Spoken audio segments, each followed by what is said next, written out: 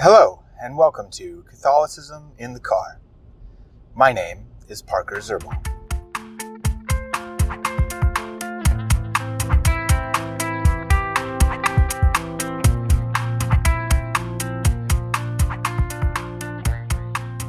Alrighty, today we're going to continue on social issues.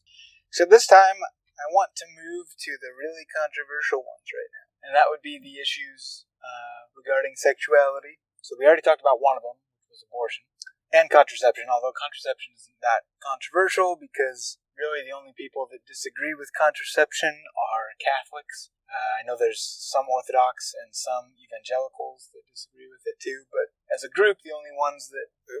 Okay, sorry, my wife just called me. So I think the really controversial ones that we've talked about already are that of abortion, that of contraception. Contraception isn't that controversial because Catholics are really the only ones that disagree with it anymore. There's a few evangelicals and a few Orthodox who disagree with it as well, but not many. Nobody else, as far as I know, really disagrees with contraception, except for maybe some very intense environmentalists because of what contraception, birth control in particular does to the environment, although those people probably wouldn't be against contraception in principle, just in certain forms, like the pill.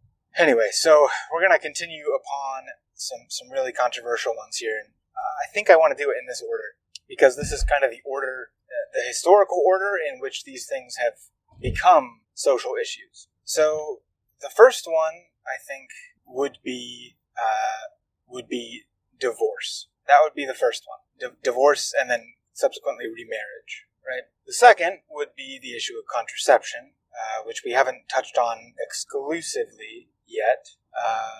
After contraception, I would argue, would come the issue of homosexuality, and then after homosexuality, the issue of transgenderism. So, first and foremost, the issue of divorce and remarriage. What a fun one. I have some people very close to me who have gone through this. I'm sure everyone in America who's listening to this, at least in America, has had someone very close to them go through the tragedy of divorce and then the subsequent tragedy of remarriage, right? And I think it's important to argue this as much as possible from a natural philosophical perspective. Now, it is true that in virtually every society throughout human history, there have been laws, or at least societal standards, against divorce. There have at least been some sort of conditions. There really hasn't been any such thing as no-fault divorce, as far as I have ever read. Famously in the Old Testament, a man could divorce his wife for any host of reasons. In many countries in the Middle East, in the ancient world, polygamy was quite common, and so divorce was also slightly more common, right? But there were always stipulations on these things. The fact of no-fault divorce is quite novel to history. And the reason that divorce, I think, can be argued from a natural philosophical perspective, that the reason that divorce has been considered at least somewhat wrong, to the point where they would at least put some stipulations upon who can get divorced or not. The reason it has been somewhat wrong, at least, is because of what it does to children.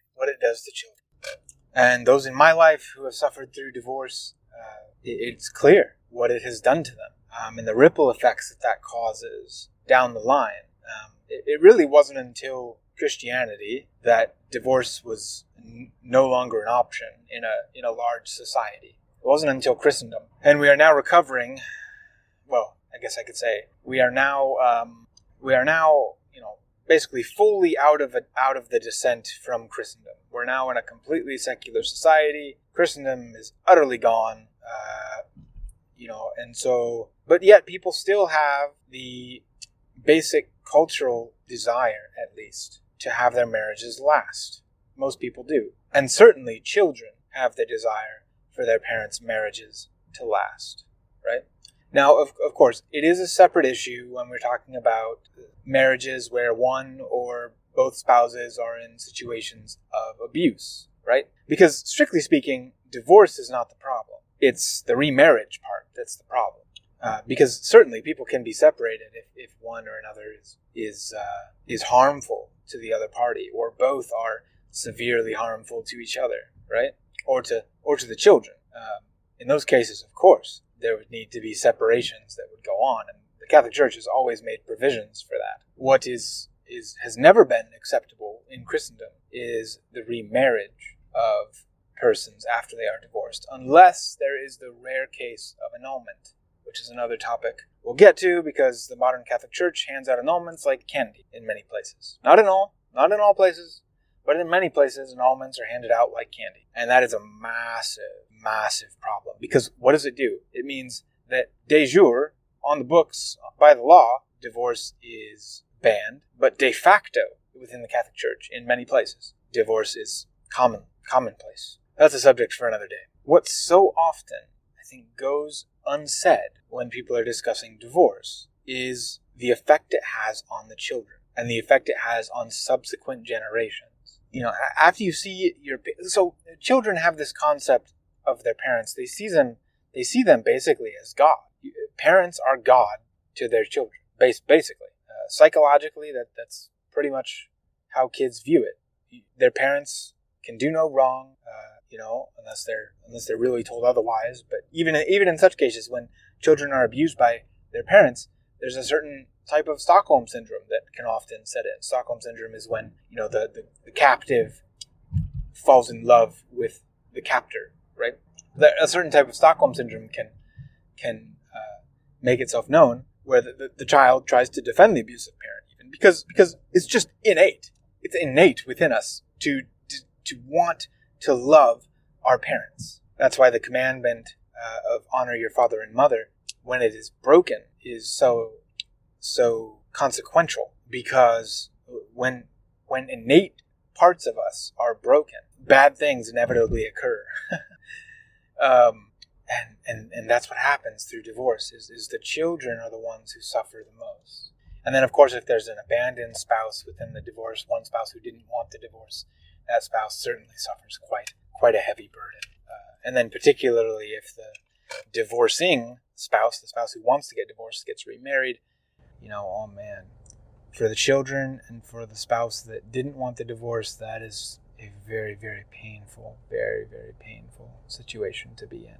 And that never goes away until people die. It doesn't go away. And I think, many of the foreseen consequences of divorce, the intended consequences, were things like opening the door for the sexual revolution, opening the door for the use of contraceptives. Because once people can get divorced, especially in no-fault divorce, it makes adultery much more appealing, because then you're not stuck with societally, you're not stuck with the person whom you pledged your life to when they know that you've committed adultery against them. And human beings, I don't care what you say, we have a very visceral reaction to being betrayed by the sin of adultery. Even polyamorous people need to fight that urge.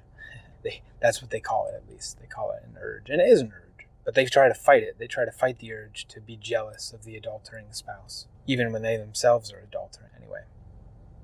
I want to continue this topic because this topic of divorce is a big one, and it has massive consequences. It's really it's the gateway it's the gateway drug of the rest of the social issues regarding sexuality. When you start allowing divorce, all the other things start to follow. This is why in certain Christian denominations, once they allowed divorce, they allowed contraception. Once they allowed contraception, they allowed homosexuality. Once they allowed homosexuality, they allowed transgenderism. And I'm quite sure that once we allow fully transgenderism, transhumanism is right around the corner. Transhumanism being, human beings trying somehow to upload their consciousness, their brains into some sort of digital reality, or combining their natural organic bodies with some sort of technological digital reality, right? And we're already seeing this a little bit with surrogacy and things of that nature. That is the very beginnings of transhumanism. We're using technology to implant a fetus, a baby, within a woman who is not its mother. And that person, is used as a tool, as like a carrying mechanism for the baby, and then has the baby and has to deny all of their motherly instincts to love that child in order to give them up to the child's quote-unquote rightful parents, right? Depending on the situation. So crazy stuff. And we're in the midst of it. We're closer to the end, I think, of the tunnel, or at least, I guess, maybe not a tunnel because there's no light on the other side.